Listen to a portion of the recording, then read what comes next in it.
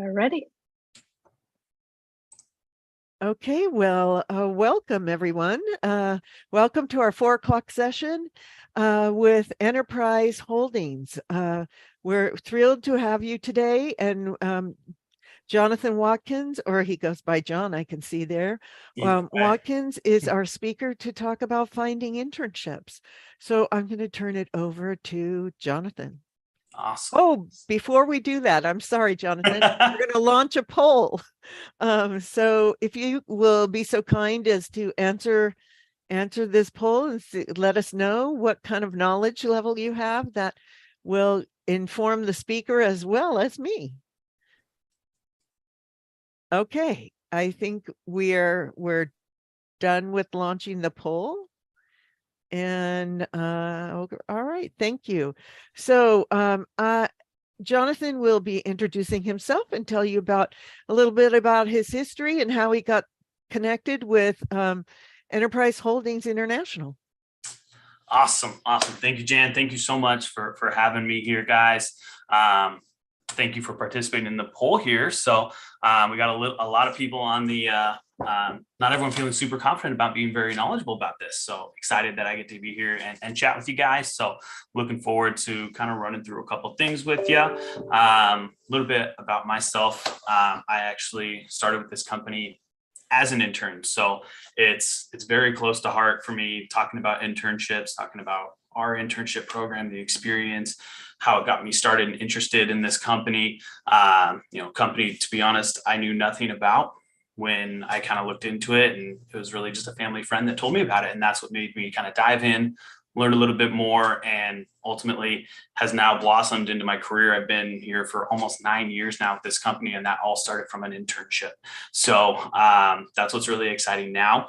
I've recently been in the recruiting field for our company here. As you know, I've grown my career and got to do all of the hiring, recruiting, career fairs, all of that amazing stuff, and meet people like you on campus, and recently got promoted from that role and am in the middle of a transition right now as we speak, actually, and moving home and taking on a different side of the HR piece of our business. So just crazy what can blossom and happen from an internship here. So what I want to do is obviously have a little presentation, a couple of things that I want to go over as far as looking into an internship, what are we looking for, those kinds of things. So let me go ahead and do a quick screen share here, and we will get started.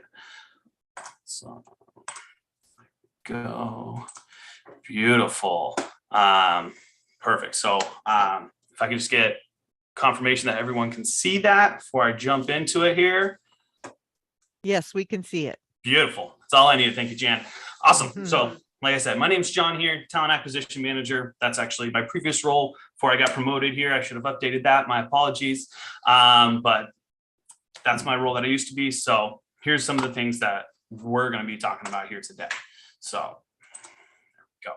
So when we're sitting here talking about an internship, there's a lot of things to take into account, right? So some of the things that you're going to want to do is identify your interests and your values, right? And that's going to help you in determining what internships are going to be a good fit for you. What do you want to get out of this internship? So we're going to talk a little bit about that, right? There's a lot of different internships that you can be looking into, a lot of different benefits that you can get out of them. So we want to make sure you're getting what you want out of it. Paid versus unpaid, right? Credit versus no credit for any of your academic classes, towards your degree, towards anything like that for school. How are we searching for those internships? That's obviously important. And then after that, once you have found that internship, how are we preparing for the interview piece of that? So going to be a big part, all these different topics that we're going to dive into today. I know that seems like a lot, but it's all going to go hand in hand. And I hope it's going to be amazingly helpful for you folks today. So a big thing that I've seen grow a lot, not only here with Enterprise, but with a lot of companies, is how much bigger internships programs are becoming for companies. It's a great way for companies to build their talent pipeline and, build that experience, as well as hopefully hire from those internships. So a big part of being able to find more internships, in my opinion, much more readily available than they might have been in the past. So like I said, one of the first pieces is going to be talking about you and yourself, your interests, your values, your strengths. These are the things that you want to know while you're looking for those internships, right? You don't want to just be, hopefully, you don't want to just be blindly applying for various different internships that may or may not fit what you're looking for. So, what I mean by that is not necessarily just what fits into maybe your major, for example, right? Just because your major is maybe economics or philosophy or engineering or whatever your major might be, you don't want to pigeonhole yourself to that particular major. I'm sure there's a lot more things that you're interested in besides just your major. So this little worksheet here, you guys can take a screenshot of it if you want, or you can find things like this online. It doesn't have to be this exact thing, but this will help you kind of self-assess yourself, right? What are some of the activities that you enjoy doing? Is it some of, the busy clerical type of work? Is it digging into analyzing data? Is it interacting with people? Whatever those things are, write down some of those activities here so you know what you're going to be looking for, okay? On the flip side, what are some things that you don't like doing, right? You're not going to like doing every single thing of every single job, but if you can list some of the things that you strongly dislike, right? Let me take, for example, myself, cold calling. I do not like cold calling. So that is something that I take into account when I think about certain particular roles, right? Even in my personal career development here in the different roles that I take on within this company. So not even just internships, but as you grow your career, you still are going to take this and it's going to be beneficial for you in knowing what you dislike. Okay. So like I mentioned, you can kind of see here, I prefer to work with people. I prefer to work with data or ideas, things, right? And so down here at the bottom is going to be your work values, right? You're going to have a lot of different things within different companies. When you talk about your ability to be creative, display that, your contribution to society, your charity work, the financial reward that you're going to get out of it, the independence, the job security, the teamwork piece of it, all these different values that are down here at the bottom, right? So if you are able to rank those or even group these into, these are my top 3, these are my bottom 3, you're able to rank those, and that'll help you kind of judge through internships or even later, a little bit later in the interview process, how good of a fit that's going to be for you. And are there any of those that are non-negotiables for you, right? When it comes to, a big one now is, remote versus non-remote work, right? Is that something that you're willing to compromise on? Is a hybrid schedule something that works, or you absolutely hate doing remote anymore? So now you want to be 100% in person. These are the types of things that you want to kind of see as far as your values. What are you willing to compromise on? What are non-negotiables? That's going to help you as you go through this process and what you're looking for and the interview process itself. And kind of continuing to piggyback off of that is talking about your strengths, right? And your strengths are going to come from a lot of different places, strengths in different tasks that you're able to do. Maybe you're very strong in, Microsoft Suite, building PowerPoints, and the creative side of things, or different strengths that you've developed from school, different strengths from your past experiences, right? And just obviously knowing yourself, your strengths, your weaknesses, and having that self-assessment is really going to help you in this process from searching for the internship all the way through the interview process.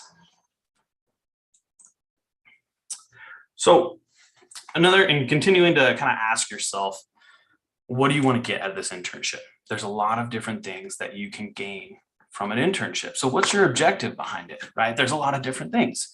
Do you just need a job, right? Are you just trying to fill the different time, make some money? You just want an internship.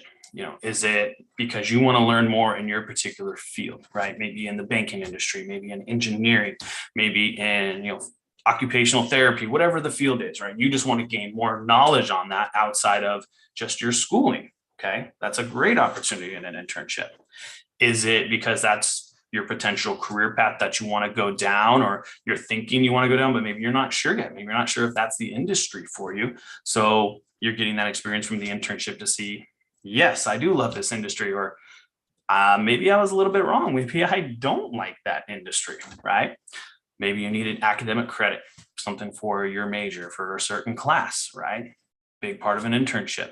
Is it the money? Paid internships are much more common than they used to be, and some paying very, very well. So is an internship kind of doubling for you as income as well as that internship experience? Fantastic. Is it because you want to try living and exploring somewhere else? There's a lot of companies that offer internships, outside of where you're living here in Southern California. Maybe it's an internship during the summer on the East Coast or something like that, right? That's a good opportunity to give you that travel, that exposure, that type of thing, right? Is it the network? You want to build your network within a certain community, right? Maybe it's within a different school for maybe pursuing graduate degrees, master's programs, right? Maybe it's certain industries and kind of helps you get your foot in the door to build that network. Or is it simply, a resume builder, adding something to your resume to really help you in further experiences once you graduate or a little bit further on down the line in your career. Okay, these are all various different regions, and maybe it's every single one of those. That's okay. But again, if you know what one of those is the box that you're trying to check as you're looking for an internship, that's really going to help you in your search. Okay, continuing on the paid and unpaid, right? Like I said, paid internships are much more common than they used to be. Unpaid internships are fairly rare in my experience in finding those. But with those paid internships, they're typically always going to be hourly paid internships. You're going to get paid for what you're working, which is fantastic, right? You should be rewarded for the work that you're doing. Typically, they're going to be part-time. They're usually short-term, hence the internship, right? That's typically the connotation with it. You're not going to be typically finding benefits through these roles. A lot of them are going to be temporary or seasonal. So, some internships I've heard of as short as 6 weeks. Very common is going to be kind of that 10 to 12 week threshold, or maybe even a longer internship, something like 6 weeks. So you can find a lot of variety in the length of the internship and the seasons that you're doing. A lot of your larger companies are going to have paid internships. Unpaid is something that you might find more in maybe more of a niche industry, or maybe a small startup company might be doing unpaid internships, or stereotypically you see a lot on TV is in the law field is where you find unpaid internships. But again, I don't think it's as common anymore, but it's something that you're typically maybe using for academic credit. But as you'll see in the next, sometimes you can still double in both of those and still have that paid internship as well as earning credit, right? If an internship is something that you're trying to gain for credit for your degree, for your school, just make sure you're checking with your advisor, your professor, whoever it is, to confirm what does it require to get credit for that internship. Maybe it has to be unpaid to get credit. I doubt it, but it's possible. Maybe it has to check certain boxes, be in certain fields to match your major, whatever it is. Just make sure that what you're looking for in order to gain credit, this internship fulfills. Is there certain paperwork that you need to fill out? Communicate that in your process, whether it's in the interview process or as you're going to your first day, you're filling out paperwork, you're getting started. Just make sure, because if you're trying to gain credit, we don't want anything to slip through the cracks. We want to make sure that you do get credit and you're able to fulfill that requirement for you. Okay. So right here at the bottom here, one of the things I mentioned is just be aware of that timeline, right? Some internships are going to be hiring up until that internship starts, up until the week before maybe. Some internships are hiring for a year out, right? Some more technical positions, maybe companies will be looking for their interns 6 to 9 months out from that. Typically, especially on those travel internships that I mentioned, where you might be relocating for a summer, right? I know of companies right now that are looking for summer interns for next year, and those are for those kind of typical things, right? Here at Enterprise, we do 4 different internships throughout the year. So we're typically always hiring for those internships pretty close to those deadlines of when the internship starts. So just make sure aware of that, make sure you're available for whatever that time frame of that internship is, right? You don't want to be going through a process for an internship that's for next summer, but next summer you're studying abroad in Europe or something like that. So just make sure those things align with what you can do, what you're looking for. So now let's get into where are we finding these internships? How are we searching for those? Start at your school. That's the best place you can possibly be looking for. Your career center, the folks that are put on this event for us right here today, right? That organize all of this, your counselors, looking through Handshake, different workshops like this one here, right? So those are great opportunities to learn about internships, to find those opportunities. your professors, some of those professors that you might have built relationships with different recruiters, different employers, and they know about those particular internships, sometimes maybe even before anyone else, right? Your student organizations, the networks that you have, learn through those. We do at Enterprise, we do a lot of different events with specific student organizations that invite us to come to certain events and host other workshops and different things like that. So that's a great way to learn about it. Career fairs. I hope that's kind of an obvious one, but career fairs are huge, right? That's amazing. Your advisors within different departments, within the business school, whatever it is, different classroom presentations. These are all different ways, right? A lot of employers are going to primarily search for internship talent on campus through school. So I highly recommend that being your first point of contact, your first place to start searching. Okay. If you want to further your search, or maybe if that's not being successful for you, okay, let's expand it a little bit. LinkedIn, Indeed, obvious great options for you, right? LinkedIn is a fantastic one that's going to continue with the networking piece. You can go out and search on your own. If you know there's certain specific companies that you're ideally looking for, go straight to those company websites. That's a fantastic place.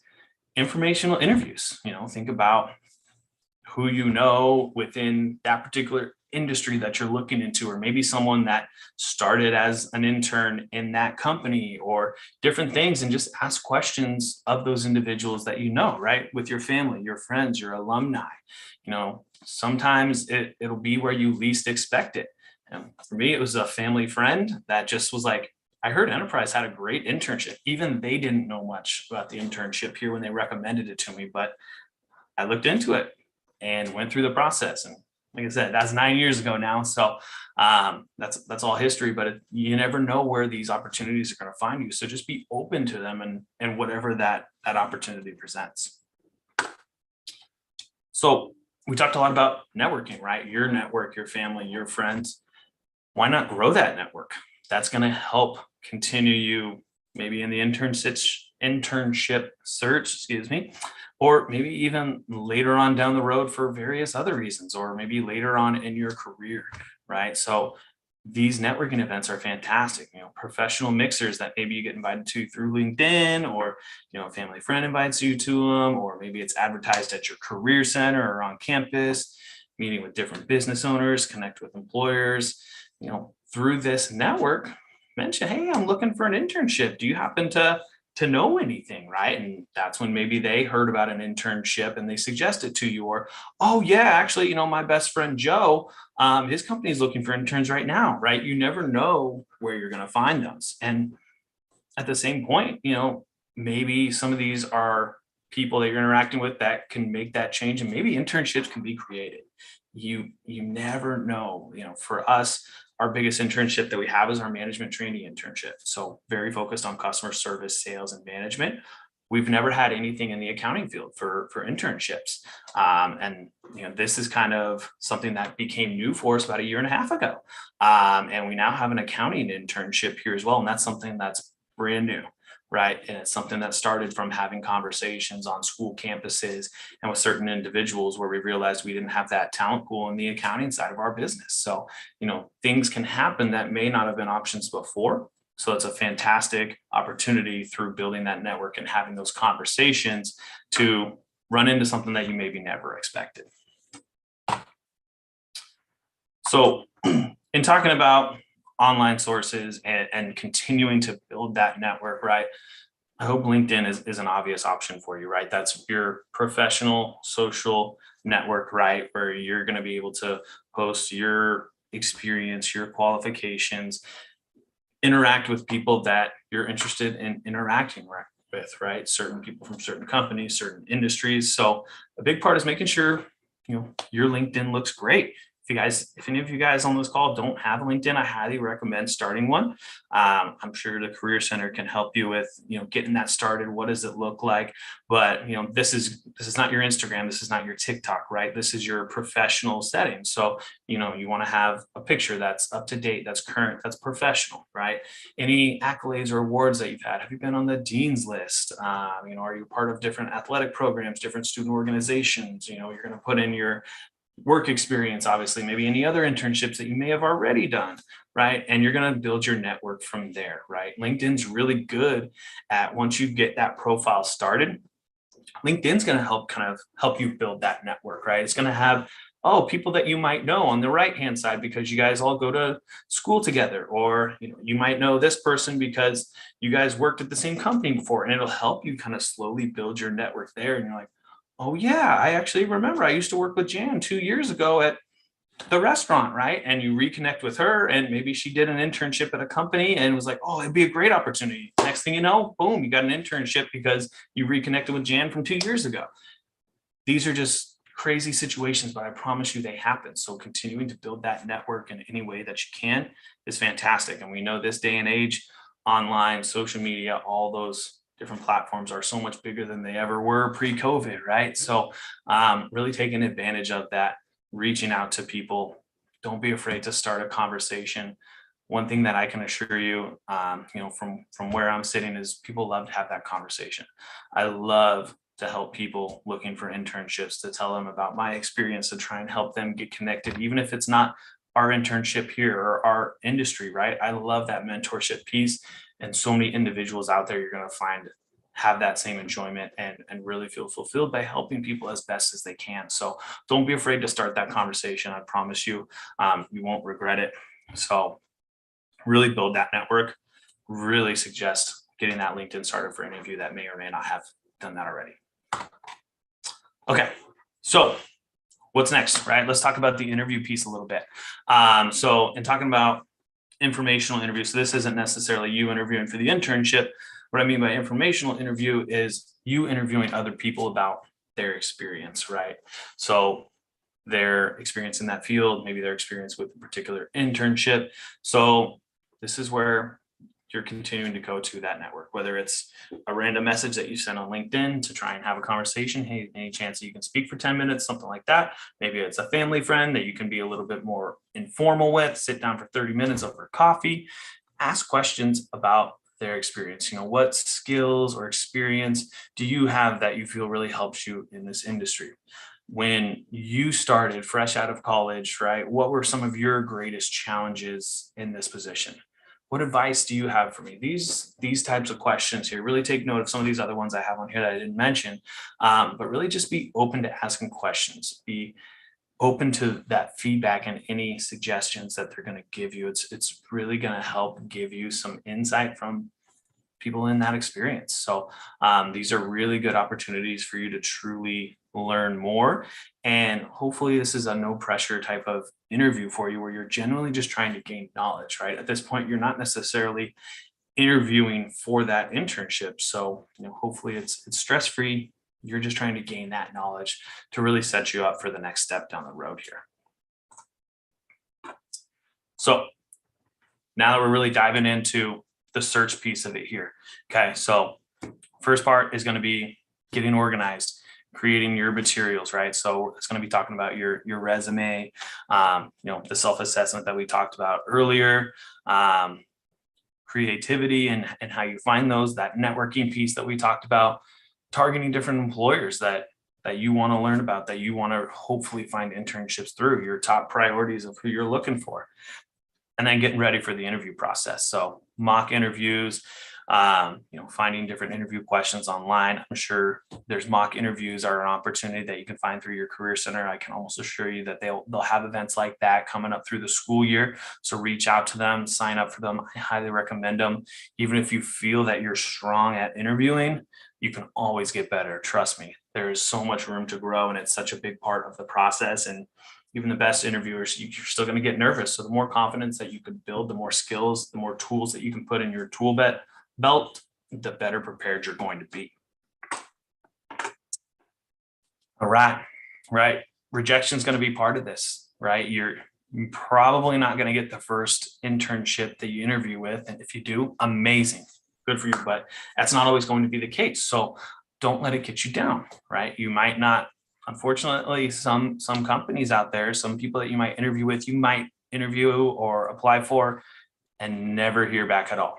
All right. Maybe it's a very, very popular internship. There's a lot of applications in there. Don't let that get you down. Don't be afraid to reach out, right? That opportunity, whether it's through LinkedIn, like we talked about. Maybe you have the email contact of the hiring manager or the recruiter. Reach out to them. Don't be afraid to pick up the phone, make a phone call. Those are going to be opportunities to put you back in the process there, get you that valuable face time with that individual, and really hopefully set you apart from other applicants in the process. Be persistent. Start your search early. Like I said, some companies will be looking for their interns 6-9 months out, sometimes even further than that. So don't be afraid to start your search early and continue to search throughout the year. You never know when companies are going to post their internships. Some windows might be a 2-week window of how long that internship posting is open before they posted it. They found the intern that they were looking for, or 5 interns, however many it is, and all of a sudden that posting's gone. So continue to be searching for that. Stay current with that, reading articles, different things that you're going to hear, networking through your career center on campus. Don't stop the search. That's going to help you. Be confident, right? Like I said, you're going to get rejected, but take it as an opportunity, right? It's a learning experience. Maybe it's not the perfect opportunity for you. It's going to be all about mindset. Please, please, please don't get discouraged. I know it's easier said than done, but really having the right mindset that everything happens for a reason is guiding you in the right direction towards the right opportunity. So don't let rejection get you down. You're going to hear rejection. That's part of this process, but continue on, be persistent. You're going to find the right opportunity. So obviously you're going to need a resume, right?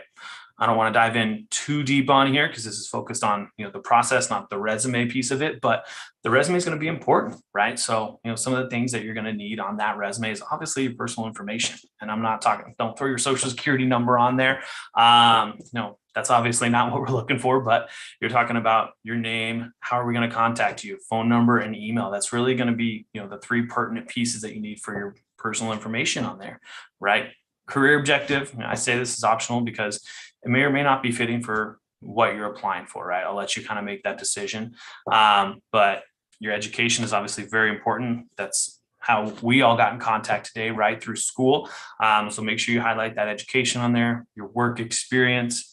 So any other internships you've had, any jobs that you've had, but also your other experience. And what we mean by that is, different experience with maybe volunteer experience, community involvement that you have, extracurricular activities like maybe your athletics, or if you're part of a student organization or maybe a fraternity or a sorority.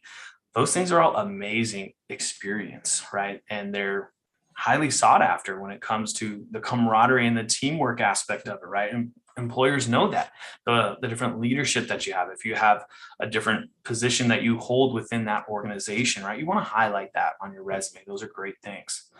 Awards and honors, right? Whether it's through academics, maybe through athletics, any other awards or anything that you've had, put those on there. You're really trying to highlight yourself, your accomplishments, your awards, what you bring to the table on this resume. So you really want to highlight yourself as best you can. Professional skills, right? Whether it's different, maybe certain certifications that you have, or maybe we're talking about technology, different computer languages that you speak, any of those types of skills that may not be obvious through your experience that's listed on there. So you want to add that in. Again, continue to highlight yourself. References, and references you can do in a couple of ways. You can have that as a separate sheet. You can put at the bottom, maybe references available upon request. That's a great option because not everyone's going to be looking for it, but they know if they are looking for it, that option is there from you. So definitely something that you can add there. When we talk about verbiage on your resume, these are the types of verbs that you want to use to kind of describe that. So obviously through your resume and your work experience, you want to articulate, some of your different job responsibilities and things that you've done in that role. But I also highly recommend highlighting any successes that you've had, right? Any performance metrics that you've been able to meet, any accomplishments through that, your success in the role, as well as your responsibilities. And like I said, these are just kind of different verbs that would help benefit you very well in kind of writing your resume, or hopefully you already have that in furthering, develop, and improving your resume. So very simple resume here, just as far as kind of looking at formatting. Again, you can format your resume in hundreds of different ways. There's not necessarily a right or wrong way, but you do want it to look clean and organized. And you also want to make sure that the readability and flow of it is very good. So think about this: if you're applying for an internship or you're handing someone your resume that's maybe looking at 50 to 100 resumes in a day, right? You want it to be easy to look through and see, okay, I can see the education right there. I can see their volunteer experience, their work experience, just making sure everything is kind of labeled. If you overwhelm your resume with a lot of information in there or a lot of font, maybe you get rid of all the different margins on the side, it's going to be overwhelming, right? It's going to be hard for someone to look at. And in certain situations, if that's going to be your first impression, right? So you want that first impression to be good. So really making sure your resume is kind of tip top. Again, I promise you your career center can help you with that. Utilize that resource. They would be more than happy to help you with that to really prepare you for success in the start of this process. So the next piece is the application, right? And one thing I want to be very clear with here is simply submitting a resume is not always going to be an application, right? So please don't make the assumption that just because you submitted a resume that's the application. Do your research. Sometimes for companies that resume is the application and that's all they ask for. Other companies, you're going to submit your resume, but you also have to fill out the application. So make sure you're reading and following those directions, because you don't want that to be a missed opportunity by a simple oversight of not filling out the application. And you're going to want to fill it out completely. And what I mean by that is go through and make sure all those fields are in there. If, for example, there is work experience within the resume, you might think to yourself, well, it's on my resume. Why do I have to put it on the application? In a lot of cases, because that's the legal document that's going to be used. So that's the part of just the legality of it, right? And I understand that can be repetitive and that might stink. I'm sorry, I didn't make the rules. I just want to communicate with you that you have to fill out that application in some instances. And I highly recommend do not put C resume on your application. It's not a good look. If you can go through typing C resume in that section on the application, you can just as easily copy and paste from your resume and put that information in there. Totally acceptable. Obviously, some of it's going to be repetitive. Like I said, it's going to be some of the same information, but it could just be because of the legal document, because of that piece of it. So just copy and paste some of that information from your resume in there if you need to, or some programs or some websites will generate that information from your resume and flow it into the application. That's ideal. But really just make sure that you're filling it out. Make sure that the information is accurate. That's obviously very, very important. Double check everything before you hit that submit button, right? You want to make sure it looks good. Like I said, most likely going to be your first impression for most of these individuals that you're applying to, or maybe you met them previously, but you want to proofread and make sure that that's perfect and looking good in that process. Okay, so interviews are next, right? So let's say you put in that application, you got that interview, fantastic. There's a lot of different types of interviews out there. So depending upon the process, maybe it's a one and done type of interview. Maybe there's multiple interviews throughout the process. You could see any of these types of interviews in the process, right? Screening interview, typically those are short and sweet, a lot of times over the phone. Phone interviews, so some of the screening interview and phone interviews could typically be very similar. A lot of times going over the job description, the responsibilities, certain things, confirming your interest, that type of thing. One-on-one interviews where maybe it's just you and one other individual, whoever it is, recruiter, hiring manager. Panel interviews, maybe you only have one interview, but you're interviewing with 4 or 5 different people all at the same time who are all going to be asking you questions. Those might be the most stressful ones, not my favorite, but you might experience those. A peer group interview, where someone in your current role might be interviewing you, right? Or maybe a more on the less formal type of interview, maybe the luncheon type of interview where you're simply meeting that person for lunch. Maybe they have a short list type of interview where, they have picked their top 3 candidates from all the applications, or maybe from the first interview and the second one's informal. going over lunch, having interactions in that sense. Second, third, fourth interviews, depending upon the process, right? Typically in those interview processes where there's multiple interviews, they're obviously going to get a little bit more tougher, a little bit more technical throughout the process. And another thing that's a lot more common than has been previously is obviously our virtual interviews, right? That's definitely something that, depending upon the role, maybe it's a remote role, you're probably going to exclusively see a virtual interview. Maybe it's a role where you're going to move, or maybe that's the first interview is a virtual interview before you potentially come in person, right? So a lot of different things in each of these type of interviews. So I'm going to go over in a little bit more detail here next, but just be prepared and ask the questions through. If you get offered an interview, make sure you know what type of interview it is. That way you know how to prepare and you know what to expect, right? So regardless of whatever type of interview it is, here's some of the prep things that you're going to want to do, right? You're going to want to know the company, right? And maybe you already know all this information because this is your dream company that you wanted to do that internship with. Fantastic. You got a head start. Maybe it was something that you got recommended by a friend or found on LinkedIn you didn't really know much about. So you put in an application and now, great, you got an interview. So now's your opportunity that you need to prepare for that. Okay. So do your research, right? Learn about that company, learn about that role, learn about that industry, look in the job description. What are the things that stand out to you? What are the things that are important to you within that company, right? Maybe that company really stresses, their work-life balance and they have a hybrid schedule or something for part of the internship, right? So looking at these things so you're prepared and know about the role, know about the company going into that interview process, right? And if you need to maybe tailor your resume a little bit differently for the one that you want to bring now in person to that interview, you can always do that depending upon what that role is, what that company is. So I highly recommend doing your research. You can find a lot of information on company pages as far as their website, company pages on LinkedIn. Almost so many companies are on Handshake. You'll get a lot of information on there as well. Glassdoor, so many different resources to learn about companies, about their roles, other people that have been through their internship experience or currently work there, right? A lot of opportunities and resources to learn about the company. So I highly recommend doing that research so you're prepared going into that interview process.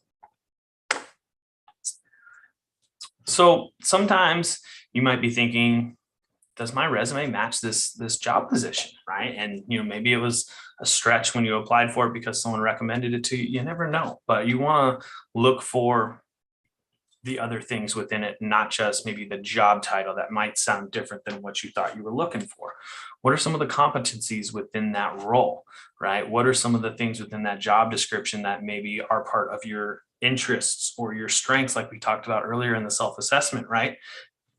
Different things are gonna maybe align with what you're looking for that maybe you didn't realize at first, right? So, a lot of employers through this process are going to be looking for great work ethic, leadership, customer service. And I mean that internally and externally, right? With fellow colleagues and coworkers, as well as with external customers, people coming in to buy that service or product, whatever it is, your teamwork, your initiative. So these are different competencies that you're going to see within different roles that are maybe a lot more prevalent than you realize just based on the company or the job title, right? So really learning more about that role and what it really entails is going to be a big part of setting you up for success and really making sure that role is a good fit for you, right? So what I don't want you guys to forget is the interview process. So often people get intimidated by it in the sense of, I'm interviewing for this internship, right? It's them interviewing me.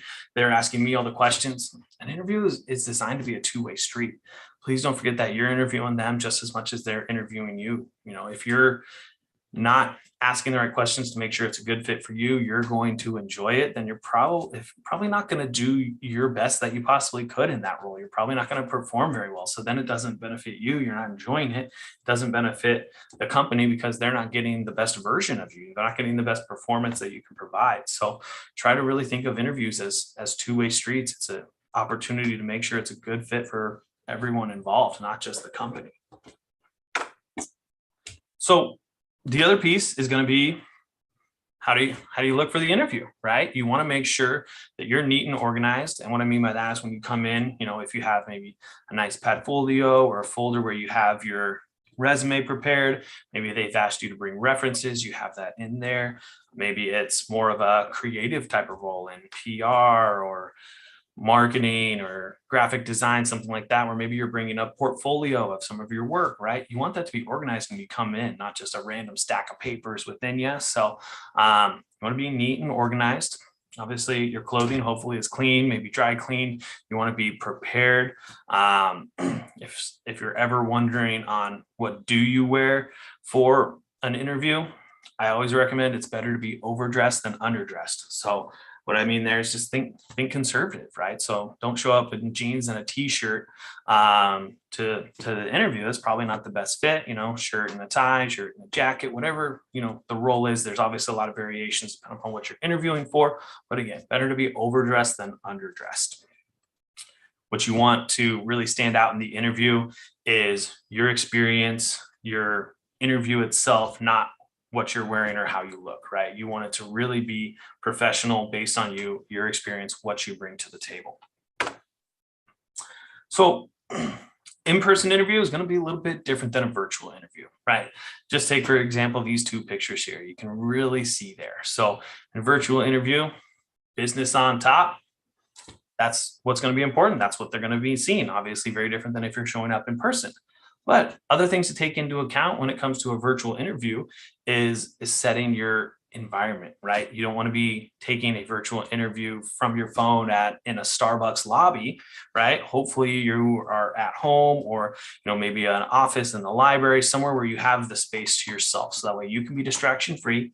It's quiet. You don't want the person on the other side to be distracted either. So really think about, hopefully using something more reliable than just your phone, maybe a tablet or laptop computer, making sure you have a good camera that's working, making sure your microphone, your audio is working, making sure the lighting's good.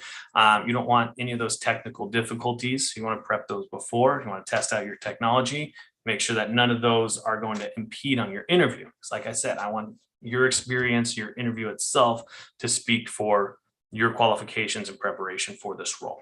Okay. Camera positioning, how to dress, we kind of talked about those. So really just kind of setting yourself up. If hopefully you set yourself up well, you're going to feel good about that. If you're going to feel good and confident based on everything else preparing going into the interview, that's going to help you do a lot better as well. It's going to be one less thing to worry about as opposed to whatever questions are now going to be asked for you. So in talking about those questions, what's going to be asked of you, right? Behavioral interviewing is very, very common. And even when we talk about technical roles, like maybe I'm thinking about like accounting or different types of engineering, those types of things, behavioral interviewing is very common with most companies, right? Because what that's going to ask you about is that's going to ask you about your past experiences, right? History is a good depiction of the future. So, these are going to be questions based on certain competencies, whether they're leadership, customer service, sales oriented, your communication. So, these questions can be based on a lot of different competencies. And even if it's a technical role, you can involve those technicalities of, your industry or your experience within those examples that you're going to provide in behavioral interviewing. So, some examples of what's really going to show you it's a behavioral based interview is, can you tell me about a time, or tell me when you did this, right? Because what the interviewer wants to know is, a specific example that you've done in the past, whether that's from your previous work experience or maybe volunteer experience or, your different student organizations or leadership opportunities or athletics, wherever you draw these experiences from, it's really just important that, they're experiences that you've actually had, because that's going to really showcase what you've done in that situation. How did you navigate through that particular example, depending upon what that question is.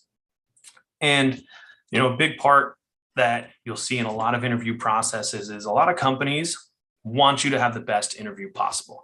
If I have 10 candidates all interviewing for a position, I want all of them to have their best possible interview, because if everyone has their best possible interview, then I really get a true depiction of who is the best person for this role.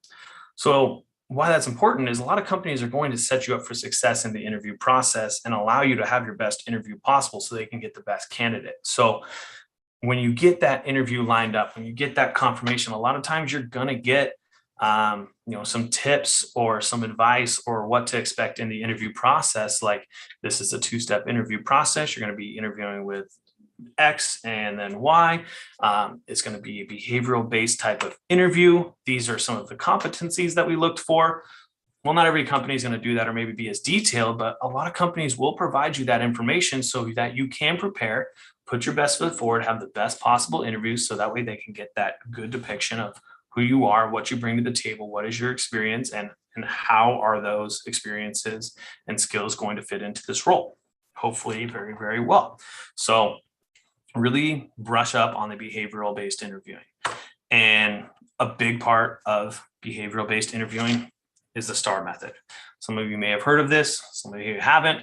STAR method is an acronym, and what it stands for is situation, task, action, result. So what you want to do is, this is how you're going to want to answer any questions that are given to you. This is the format that you're going to want to follow in providing your answers for that interviewer. In this order is ideal, right? Starting with, what was the situation at hand, right? Whatever the question is, set the stage. What was the situation? How were you involved with it? Okay, next is task. What was your job? What was your task in this particular example? Okay, what was your responsibility? What were you trying to accomplish? Action. This is very important. So step by step, what, as much detail as you can provide in the step right here. What did you do to accomplish that task? How did you go towards that goal from that situation? What did you do? And how did you get to the result? Now, please don't forget the result. Some people might forget this end part. They really nailed the ST&A, but they didn't talk about the result and the benefits and the performance of that particular example and where they really landed from that. So if you Google STAR method, I promise you this will be the first thing that pops up. You can get a lot more detail on it, but really great acronym, great thing to learn, and it's going to help you in all of your behavioral based interviewing. That's going to be a perfect setup for you in those types of interviews. Some other types of interviews, maybe this is part of, mixed in between certain questions throughout the interview. Maybe this is part of the jelly beaning in the beginning. Maybe these are questions at the end. And the reason these can be difficult questions is because they can be a little bit vague, right? It's not, tell me about a time when XYZ, right? These are a little bit more vague. Why should I hire you? That is very open-ended. You can answer that in 100 different ways. So some of the things to kind of keep in mind is, why should I hire you? Well, focus on what the organization needs rather than your own. I'm sure you could talk about yourself for hours. There's a million reasons that we should hire you, but of those reasons, which ones align with what the company is looking for, right? Or what does this role require, right? That's why they should hire you, because hopefully you're the best person for that role. So that's what you want to articulate. Tell me about one thing that you would change in your last position.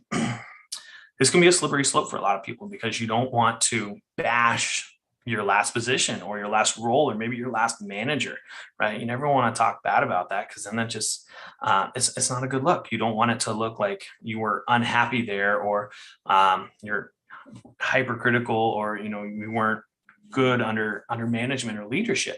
What you really want to talk about is, positive change, things that maybe were good that could be better, just opportunities for change, and maybe even how things that you have changed and they're in the works, but maybe not fully there, right? So really just avoid bashing previous employers or managers or anything like that. Tell me about yourself.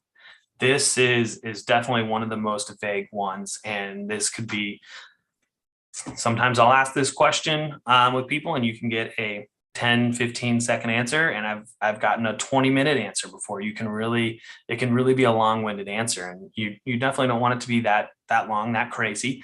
Think of it a little bit more like an elevator speech, right? You want to keep it a little bit brief. You want to talk about your professional experience. You want to talk about education, your work experience, any recent internship experience, any other experiences that really kind of could apply to this role, right? So you want to keep that brief. It's not necessarily talking about how many pets you have at home or anything like that. Those aren't things that are really applicable to your interview, right? Maybe if you're interviewing for a veterinarian role, maybe pets at home might be relevant, but that's just a different type of example, right? You want to definitely keep it focused to what's applicable in this interview, in this role. Try and keep it as professional as you can. What would your supervisor say about you? Right. So hopefully in whatever your last role was, you were getting some feedback, whether it's in the form of a formal review, whether it's a one-on-one check-in. What were some of those positive attributes, successes that you've had, and what was that feedback that you got? That's what you want to articulate in a question like this. Why do you think you would be successful in this job? Right. And a big part of, what is successful? What do you identify as successful, or how do you articulate that, right? So that might be how you want to start. Well, success to me is X, Y, and Z, and this is why I would fit into that. And that's where you're articulating your strengths and maybe your interests of how that fits to that role because you've done your research, right? So that's going to be an easy question. If you've done your research and you've done your self-assessment and the prep work that we talked about earlier, that question should be easy.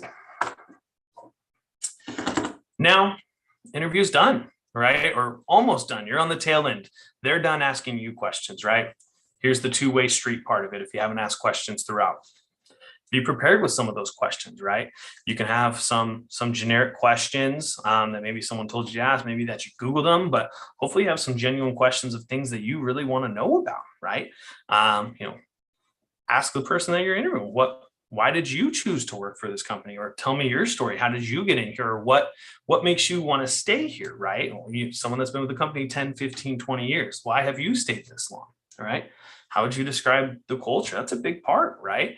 Whether it's a remote role or in-person role, the culture is huge. Hopefully that's something that you want to learn about, or if you don't already. So any questions that you genuinely want to know, ask them. Just make sure they're asked in a professional way, and hopefully are professional questions. But this is your opportunity. It's like I said, it's a two-way street. You're trying to learn more as well. And through this process, whether it's through the research, through the interview, through talking with this person, through the questions that you've asked, make sure that this is the best fit for you.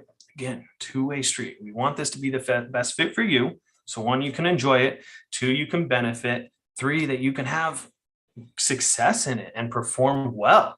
And if it's not something that you do like, communicate that. Don't go through the interview process for nothing. Don't waste your time. Don't waste the other person's time. If you know at this point that, this isn't for me, don't be afraid to communicate that. That's going to benefit everyone involved if you're honest with yourself and you're honest with them.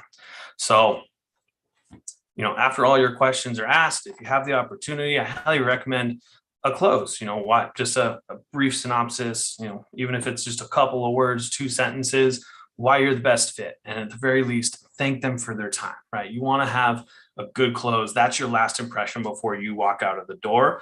And maybe the next person that's interviewing comes in, or they don't see you again until, a couple of days, or maybe even not at all. This is your last impression as you walk out of the door. So close them strong. Thank them for their time. Very, very important. And the follow-up, right? This isn't the snail mail era anymore. So maybe not mailing a thank you note. That's probably a little bit outdated, but email, or maybe following up with them through LinkedIn or phone call. That's definitely old school, but very valuable, right? Not a lot of people are going to pick up the phone and make a phone call anymore. I can tell you that.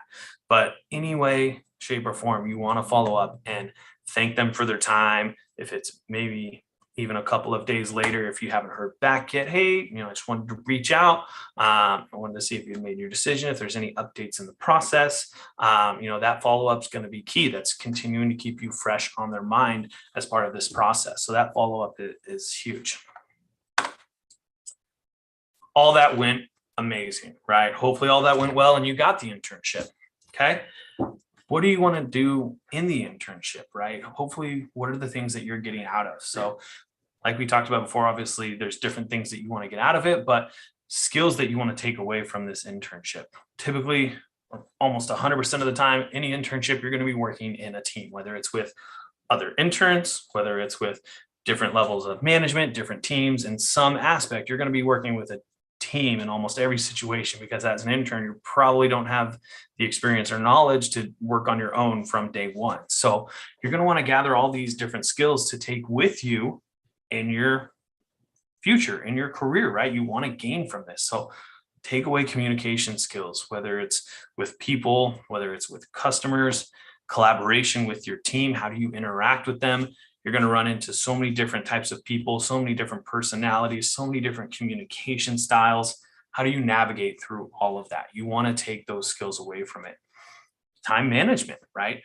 Most likely you're going to be doing this internship simultaneously with school. Maybe it's a summer internship and you're not, but you're going to be juggling a lot of things. If it's just in the role or with that and school, learn those time management skills, learn that scheduling, that allocation of your resources, being adaptable to whatever's going to come your way, right? Critical thinking, your research, your initiative, all these different things are different skills that you can gain from all these different internship opportunities. So really take away those skills, really learn and soak up your experience, whether it's a 6-week internship or a 6-month experience. Okay. And, hopefully you enjoyed the internship. Hopefully it was a good fit for you. Don't be afraid to communicate with your team, with your leaders in that internship. Talk about full-time opportunities, right? That's best case scenario, is that you get the opportunity to transition that internship into a full-time role or a career like I did, for example, right? Here at Enterprise, we transition a little over 50% of our interns into our full-time roles. So a lot of companies are trying to do that same thing, where they turn their interns into full-time employees and begin a career, and you just have that head start. That's a great way for companies to build their talent pipeline. So it's a great opportunity for you guys to truly gain and grow your career. And that's all I have, guys. So I know we were keeping track of questions here in the chat. So I just want to open that up here and see if there's any questions that I can now answer for you guys.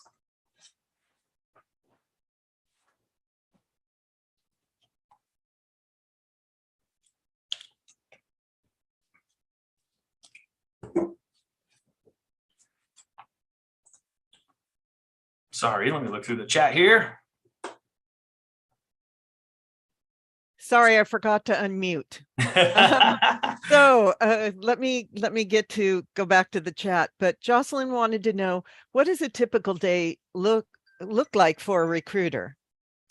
Oh man, the recruiter life is amazing. It's been one of the best parts of my career. There's a lot of different things, right? So one is going to be for us, it can vary from company, but for us, so much. It's a lot of interviews. Exclamation point. Right. So interviewing is definitely a part of the recruiting process. For us, we're the first interview in a 3-step interview process. A lot of it is going to be us building our network, right, with different groups, different student organizations, fraternities, career centers, being at different career fairs, whether it's school career fairs, different city career fairs, different military and veteran career fairs. So it's definitely a lot of people interaction, whether it's with our network, whether it's with our potential candidates. So a lot of marketing and different events that we put on, but interviewing, marketing, networking, I would say, are some of the biggest pieces of the day-to-day in a recruiter's day-to-day life. Okay, thank you. And I apologize. I didn't realize my microphone was on when I was sending. I had to text the person that was doing the chat. She had to go to class, so I was taking over. Problem. So I apologize for that. The next question is, does your company have internships or mentorships for HR or recruiting? So that's one. We don't have anything specific on the HR or the recruiting side of our internship specifically. There is a portion of our management trainee internship that does get exposure in the HR side of things, not necessarily the recruiting side of it, but on the HR side of things, what we do in our internship is we lay out an 8-week program. Each week has a different focus and a different topic. And one of those weeks is HR focused. So, 1 week out of a 8 to 12 week program, might not be as HR focused as you might be looking for, but it's definitely part of that process for us. Okay. Do you hire recruiters outside of your, directly, or do they come from inside the ranks of your employees? We do everything internally. We don't have any external recruiters. So everyone within our recruiting team here in Southern California, all the way across, the globe, everyone has come internally. And the reason being for us is a big part is genuine knowledge, experience of our company, the progress, what it takes to be successful here. It's so much easier to articulate as someone that's been a part of the process, as opposed to someone from external. So everyone comes from within, and that's not even just the recruiting side of it. It's our company as a whole. We promote everything from within. So everything from our upper management, HR, recruiting, sales, logistics, all the different roles and divisions we have in our company are all 100% promoted from within. Okay, thank you. I have another question, and it's about recruiting. So, and this would be a question pertaining to company outside of enterprise. As a recruiter, do you encourage postgrads to take on internships, and do they have less or more? Are they less or more likely to be hired? That is a great question. I think it really is very dependent upon the field. In our particular industry, when you're talking about, customer service, people-focused roles, I think more of the job experience and diving into that is going to be a little bit more beneficial. Internships in a lot of the people I talk to, fellow recruiters, in more technical fields, your engineering, your sciences, those more of the STEM fields, those internships are extremely, extremely valuable. So I think it really depends on what is your end goal, what industry are you in, to really kind of answer that question. So hopefully that kind of helped. Okay, thank you. And do we have any more questions? Well, hang on a second.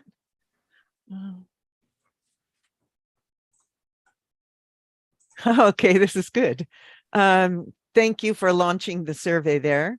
I would like to thank you. This is a comment. I would like to thank you for all the information on that you provided to us. When will Enterprise Holdings start accepting applications for internships? Great question, Eric. Thank you for asking. So I might have mentioned at some point through the presentation here, we offer our internship 4 different times a year, actually. So we mirror all 4 seasons of the year. So we are almost constantly hiring for our internships. So right now, our fall program is currently going on, and we're hiring for our winter program. So our winter internship starts in late November and runs through the early part of January. So we're currently hiring for winter. As soon as our winter program starts, we'll begin hiring for our spring program. So essentially every time we close one of our internships for that season, we begin hiring for the next one. So you are able to apply right now for our winter internship. For us, we look for within a year of graduation. So if that's something that fits for you within the time frame, that's what our internship is based off of, is individuals within a year of graduation. So I believe that you're coming to our job fair next week, correct? Yes, we will be there. I don't know if it is going to be me specifically or a colleague of mine. Carissa will 100% be there. One or both of us will be there at the career fair next week. Yeah. Okay. So everybody on the line, we have our career fair, fall career fair is on Tuesday, October 25th. And I believe it starts at 10 a.m. If I'm wrong, please let me know, folks in the crowd that are working with me, my colleagues. I think it's 10 to 1, this one. We've had some that have been 11 to 2, but if somebody could give me a heads up, just check the website quickly. But anyway, that they will be recruiting, and it is a live event. We will have over 80 companies coming to the event. We're very excited.